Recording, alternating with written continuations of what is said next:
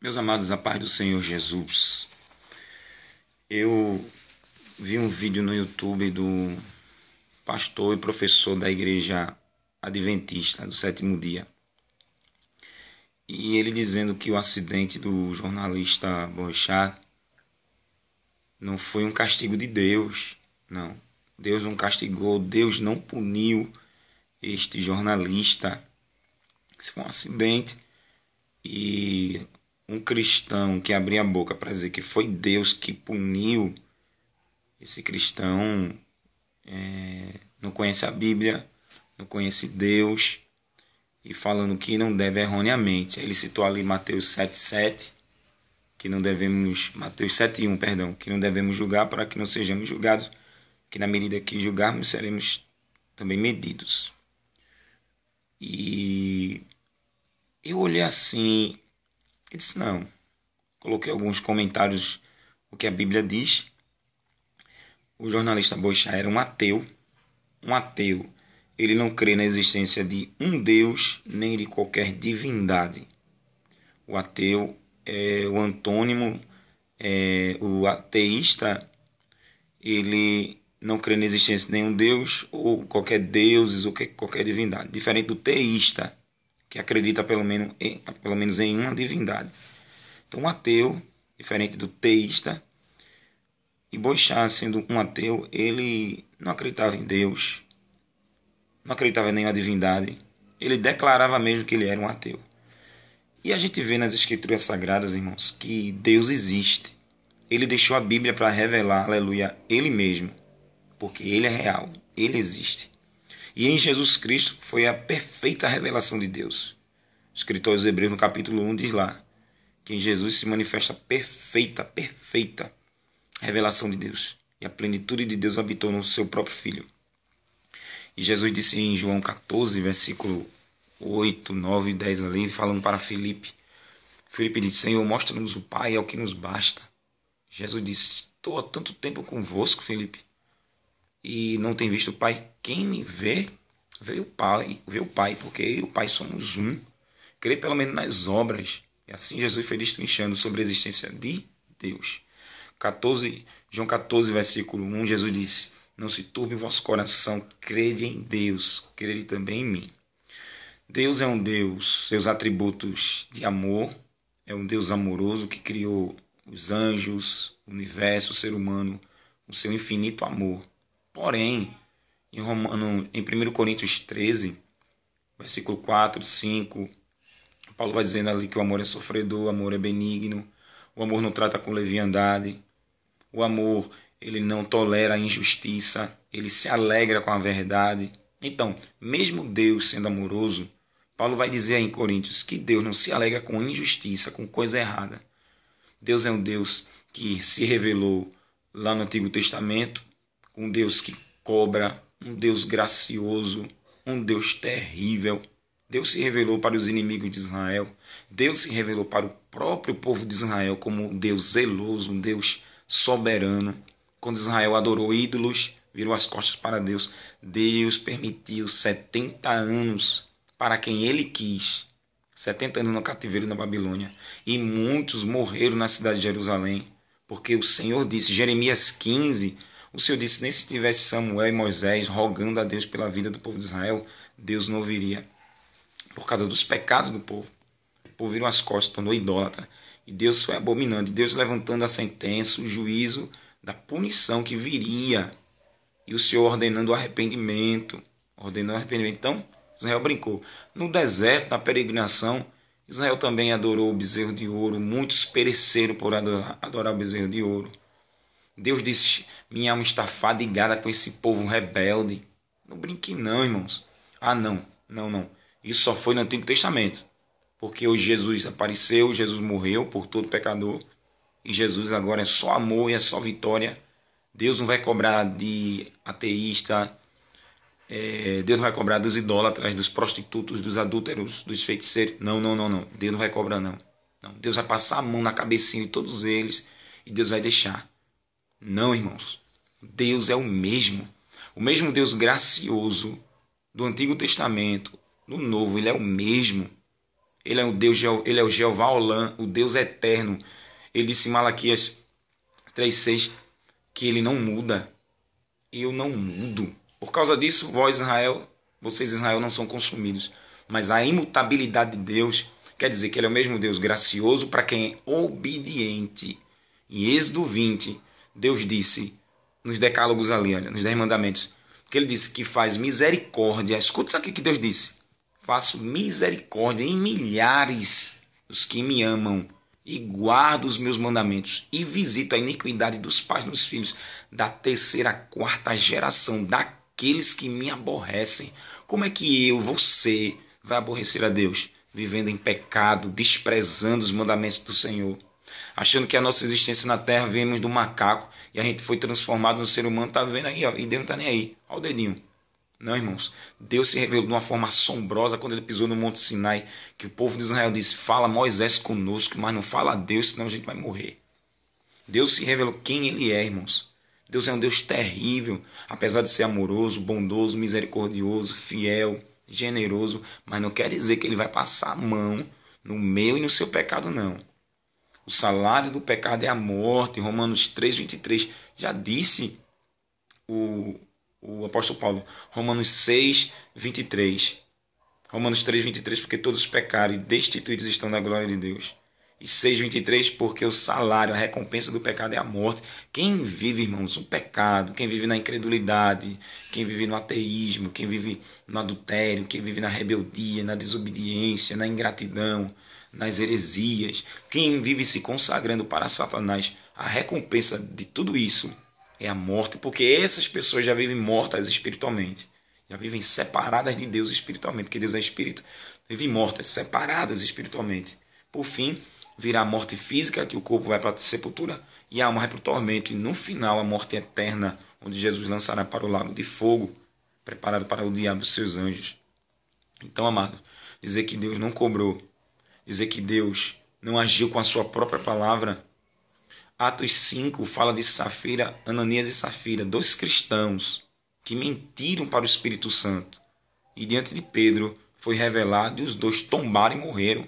Atos 12, Herodes, quando mandou matar Tiago, o apóstolo Tiago, ia mandar matar Pedro na cadeia. Deus escuta a oração da igreja, envia o anjo, liberta Pedro. Herodes, quando sabe, manda matar os soldados e viaja. E o povo disse, fala a voz de Deus e não de homem. E por ele, está lá escrito, e por ele não dá glórias a Deus, recebeu a glória, Deus enviou um anjo e feriu o rei Herodes. E a Bíblia diz, e foi comido de bicho, porque ele recebeu a glória para ele. A Bíblia diz em Isaías que Deus não dá a glória para ninguém, irmãos. A glória é só dele. Você viu que Boixá recebeu inúmeros elogios, homenagem para cima e para baixo, à torta e à direita. Você viu que ele recebeu homenagem. E eu disse, olha para aí, morreu, mas não morreu como um guerreiro da fé em Cristo, testemunhando o evangelho do Senhor. Morreu como qualquer ser humano aí, sem o perdão dos pecados. E como o inferno existe, Boixá conheceu o inferno de perto e agora não tem mais volta. A oportunidade foi aqui. E a cobrança de Deus, cada palavrão que ele soltava contra Deus, cada crítica ofensiva contra os cristãos, irmãos, a mão de Deus pesou. A mão de Deus pesou sobre Davi. Em um dos salmos de Davi, Davi disse que a mão de Deus estava sobre ele, pesou, castigou Davi quando Davi mandou matar o seu soldado Urias para ficar com a mulher Batseba. Por uma morte de um soldado, Deus deixou 4 filhos de Davi morrer. Porque pela o roubo de uma ovelha, a lei dizia em Israel que dariam quadruplicado o retorno para quem usurpou, tomou, roubou, defraudou a ovelha de alguém. Dariam 4. Quando Davi mandou matar o seu soldado, Davi perdeu 4 filhos. Porque Deus disse o quê? A espada não sairá da tua casa. Símbolo de justiça, símbolo de juízo, punição para o rei Davi. Deus amenizou, olha o dedinho. Deus livrou o rei Saul do suicídio quando Saul desobedeceu. Livrou não, irmão. Se for no Antigo Testamento, no Novo não acontece não acontece. João Batista pregou na cara dos religiosos, raça de víboras. Quem pois vos ensinou a fugir da ira do inferno? Quem ensinou? arrependei-vos e produzis frutos de arrependimento. Olha o que João disse, porque quem estava usando João era o Espírito Santo. Então quer dizer que esse professor está dizendo que o próprio Espírito Santo mudou. Hoje o Espírito Santo não vai cobrar pecado de ninguém, não vai cobrar o meu pecado, não vai cobrar o teu. Quer dizer que tu e eu vive como quer, diz o que quer, e Deus não vai cobrar? Deus não vai cobrar, irmãos. Jesus falou mais do inferno, irmão, do que do céu quando Jesus estava na terra. Por isso, como eu coloquei o comentário, por conta de pessoas assim, teólogos estão ensinando que Deus não existe, e teólogos estão ensinando se Deus existir, Deus não é todo poderoso, irmãos. Isso é muito triste. Temos muita vigilância, porque Deus cobra sim. Não pense você que Deus... A Bíblia diz em Ezequiel 18:32 que Deus não tem prazer na morte do ímpio, que se arrependa, mas se pecar, Deus diz lá, se pecar, morrerá. O Senhor disse em Ezequiel 18, se tu veres o ímpio no seu pecado, e tu não avisar ele, e ele morrer no seu pecado, eu vou cobrar o sangue dele da tua mão. Agora, se tu veres o ímpio na sua prática de injustiça, e tu avisar, e ele não crê, e eu não cobrarei o sangue dele da tua mão, porque ele morreu no seu pecado e não acreditou na minha palavra. Então, o que Deus manda dizer para evangelizar, devemos evangelizar, anunciar o juízo e a punição de Deus para aqueles que vivem no pecado, no erro, desfocando Deus e focando tudo que não presta. E você acha o quê? Que Deus não vai cobrar? Que Deus vai permitir? É a própria palavra. A palavra se cumpre por ela mesma, porque o salário do pecado é a morte, mas o dom gratuito de Deus é a vida eterna em Cristo Jesus nosso Senhor. Romanos 6:23. Então, não vem com essa não, que a Bíblia tem vários exemplos no Antigo e no Novo Testamento. O mesmo Deus que agiu no passado, hoje em Cristo, é pior ainda, porque vale o sangue do Filho de Deus. Em Hebreus capítulo 6 e Hebreus capítulo 10, tá lá, o escritor diz que aqueles que tornam o sangue, pisam o sangue do Filho de Deus. Aí ele vai dizer que se no Antigo Testamento, por 2 ou 3 testemunhas, viu ali a cobrança, quanto mais agora o sangue do Novo Testamento, alguém pisa o sangue do Filho de Deus, despreza, ridiculariza, zomba. Aí o escritor diz, horrenda coisa, terrível coisa, é cair nas mãos do Deus vivo, irmãos. Deus não poupa não, Deus não, porque o Senhor é o mesmo Deus que castiga, irmãos. Castiga com fome, castiga com pragas, castiga com sofrimentos, porque o mundo, irmãos, jaz no maligno, irmãos. Eu sempre digo, o nosso país é consagrado à Senhora Aparecida da Igreja Católica. De norte a sul, leste a oeste, o Brasil é oferecido a essa imagem, a essa entidade da Igreja Católica. E a Bíblia diz que Deus abomina os ídolos, abomina a idolatria. Por isso que Deus deixa várias passagens. Juízes 14:10, Jeremias 2:28. Deus diz, clame os ídolos de vocês, se eles podem livrar. Por isso que Deus permite, com essa revelação da palavra, aqueles que cultuam os ídolos, que crêem nos ídolos, Deus diz, clamem por eles, chamem por eles, porque não acredita que só Jesus é o Senhor e Salvador, não. Tem muitos outros caminhos que levam para Deus. Mas Jesus disse, eu sou o caminho e a verdade e a vida. Ninguém vem ao Pai senão por mim. João 14:6. Então, vigiemos, porque o Senhor pune, o Senhor castiga, sim, Senhor. O Senhor é o Deus que castiga. Ezequiel 7, Deus diz ali, vem o fim vem, é chegado o fim sobre ti. Colocarei todas as tuas abominações sobre a tua cabeça e saberás que eu sou o Senhor e castigo. Não, Erivaldo, isso foi no Antigo Testamento, isso não Deus não faz não. Apocalipse capítulo 3, versículo 20. Sabe o que Jesus disse? Jesus disse para a igreja que estava no pecado. Sabe o que ele disse?